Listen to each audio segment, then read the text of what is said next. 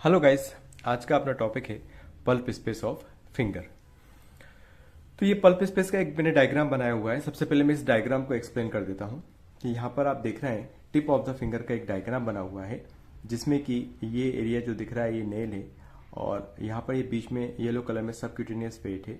ये वाला area skin का हो गया और ये यहाँ पर डिस्टल फेलिंग्स और ये मिडिल फेलिंग्स यहाँ पर शो हो रहा है। और जो डिस्टल फेलिंग को सप्लाई कर रही है ये है डिजिटल आरटी। तो ये जो स्पेस है टिप ऑफ द फिंगर्स में ये कहलाता है पल्प स्पेस। अब बेसिकली क्या है कि स्पेसेस इन द हैंड को 3 टाइप से डिवाइड किया हुआ है। एक पामर स्पेसेस, डॉर्सल स्पेसेस और एक होता है forearm space of Parona. तो जो पामर स्पेसेस हैं उसमें mid palmar space, thenar space और पल्प स्पेस ऑफ फिंगर्स।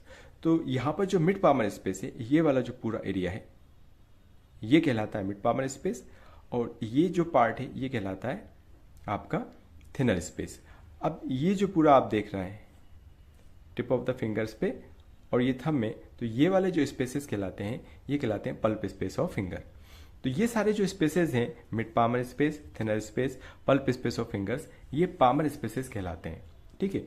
अब इसमें जो डॉर्सल स्पेसेस है उसमें 2 स्पेस होते हैं। एक होता है डॉर्सल सबक्यूटेनियस स्पेस और एक होता है डॉर्सल सब एपिनेटिक स्पेस। यानी कि इस एरिया के नीचे यहाँ पर डॉर्सल सरफेस पे जो स्पेसेस बन रहे हैं वो डॉर्सल सब क्यूटेनियस और डॉर्सल सब एपिनेटिक स्पेस।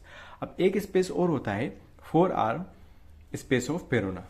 यहाँ पर ये क्वाड्रेटस जो मसल है, ठीक है, तो इसके फ्रंट में यहाँ पर ये जो एरिया है ये कहलाता है forearm space of Parona. तो जो pulp space of the finger है, तो आज का अपना जो टॉपिक है वो है पल्प स्पेस ऑफ फिंगर। यानी कि पामर स्पेसेस में एक स्पेस को अपन स्टडी करेंगे जो कि इंपॉर्टेंट है और एग्जाम में फ्रिक्वेंटली पूछा जाता है, पल्प स्पेस ऑफ फिंगर। तो ये क्या होता है कि pulp spaces are small subcutaneous spaces on the palmar side of tip of the fingers and thumb. यानी कि टिप ऑफ द फिंगर, ये टिप ऑफ द फिंगर सारे हो गए और ये वाला एरिया होगा आपका थंब का। तो ये एरिया होगा आपका थंब का। तो ये सब यहाँ पर क्या प्रेजेंट है, सबक्यूटेनियस फेट प्रेजेंट है और ये किस साइड में, पामर साइड में। ये डॉर्सल साइड हो गया, ये पामर साइड में। तो टिप ऑफ द फिंगर्स में टर्मिनल फेलेंस का वाला जो एरिया है ये सब है पल्प स्पेस। अगर इसकी बाउंड्रीज की बात करें तो सबसे ऊपर इसमें ये जिसको मैं टच कर रहा हूँ ये हो गया स्किन और अंदर क्या होगा वहां पर टर्मिनल फेलिंग्स। यहाँ पर इस डायग्राम में भी आप देख सकते हो कि ये पूरा ऊपर स्किन हो गया और नीचे टर्मिनल फेलिंग्स है और बीच का जो भी ये सारा स्पेस है ये कहलाएगा pulp space of finger. Tip of the fingers and thumb contains subcutaneous fat arranged in tight compartments formed by numerous fibrous septa extending from skin to the periosteum of the distal phalanx। तो यहाँ पर जैसे मैं बताया कि यहाँ पर ये क्या प्रेजेंट है, फेट प्रेजेंट है, ठीक है, सबक्यूटेनियस फेट प्रेजेंट है और ये यहाँ पर टाइट कंपार्टमेंट्स में डिवाइड हो रहा है किसके थ्रू, सेप्टा के थ्रू। यानी कि जो ग्रीन कलर का एरिया आप देख रहे हैं, ये जो ग्रीन कलर की लाइंस है ये क्या है, सेप्टा, जो ऊपर कहाँ अटैच है, ऊपर तो स्किन से अटैच है और नीचे टर्मिनल फेलिंग्स के पेरियोस्टेम से अटैच है। ये ऊपर स्किन से अटैच हो गया और नीचे यहाँ पर टर्मिनल फेलिंग से अटैच हो गया। तो ये क्या कर रहा है, सेप्टा इस फेट को डिवाइड कर रहा है, जो पूरा फेट था इसको डिवाइड कर रहा है और ये जो बीच में कंपार्टमेंट्स बन रहे हैं ये कहलाता है पल्प स्पेस ऑफ फिंगर। यानी कि जो फेट है वो डिवाइड किसके थ्रू हो रहा है, फाइब्रस सेप्टा के थ्रू। और फाइब्रस सेप्टा कहाँ से पर अटैच है, ऊपर स्किन पे अटैच है और नीचे टर्मिनल फेलिंग्स पे अटैच है। तो ये यहाँ पर जो स्पेस बन रहा है बीच में ये सारे स्पेसेस क्या कहलाएंगे, पल्प स्पेस ऑफ फिंगर कहलाएंगे। अब यहाँ पर ये जो टर्मिनल फेलिंग्स है, ठीक है, इसकी आप जो सप्लाई है वो डिजिटल आरटी सप्लाई है। तो इसको भी 2 पार्ट में डिवाइड किया है सप्लाई के अकॉर्डिंग या पल्प स्पेस के अकॉर्डिंग कि भाई 4/5 पार्ट और 1/5 पार्ट। तो 4/5 पार्ट में देख रहे हैं आप जो ब्रांचेस जा रही हैं वो सेप्टा के थ्रू जा रही हैं, सेप्टा के थ्रू जा रही हैं, लेकिन जो 1/5 पार्ट है उसमें से डिजिटल आरटी की डायरेक्ट ब्रांच जा रही है।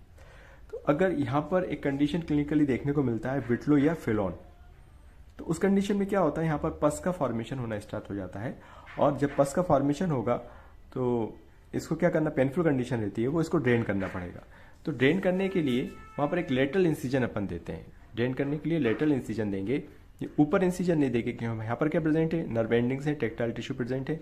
ये डैमेज हो जाएगा तो बाद में ठीक तो हो जाएगा लेकिन वो सेंसेशन के चांसेस है कि सेंसेशन लॉस हो जाए। तो यहाँ पर लेटरल साइड से कट करके जो ऑल कंपार्टमेंट्स यानी इसको लेटरली कट करेंगे जिससे कि सारे कंपार्टमेंट कट हो जाए और पस ड्रेन हो जाए। तो एक कंडीशन इसमें क्या है, वेट फ्लो है, जो कि पेनफुल कंडीशन जिससे कि पस का फॉर्मेशन हुआ, और उसको ड्रेन करने के लिए हमको लेटरल इंसिजन देना है। अगर एक लंबे टाइम तक विटलो बना रहता है, वहां पर स्वेलिंग बनी रहती है, और उस स्वेलिंग से क्या हो रहा है, वहां पर कलेक्शन होता जा रहा है, तो स्वेलिंग की वजह से फिर ये क्या होगा, ये कंप्रेस कराएगा आरटी को। ठीक है, तो ये आरटी कंप्रेस होगी तो ये ब्लड सर्कुलेशन इसका अरेस्ट हो जाएगा, कम हो जाएगा, तो वहां पर क्या होगा, नेक्रोसिस देखने को मिलेगा।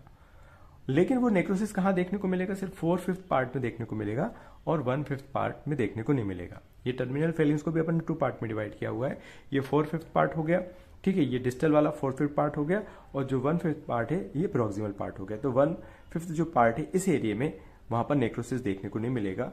और लेकिन ये जब इस तरह के केस को अपन ने नेग्लेक्ट कर दिया है, लंबे टाइम से वो स्वेलिंग बनी हुई है और बोन की जो ब्लड सप्लाई है वो अरेस्ट हो रही है, वहां पर ऑक्यूलूजन हो रहा है या ऑब्स्ट्रक्शन हो रहा है, तो उस कंडीशन में वहां पर नेक्रोसिस स्टार्ट होगा।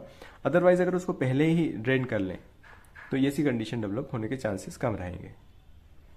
तो ये आज का टॉपिक हो गया, ये स्पेसिस ऑफ हैंड में पल्प स्पेस ऑफ फिंगर, जो कि इंपॉर्टेंट टॉपिक है और एग्जाम में फ्रिक्वेंटली पूछा जाता है।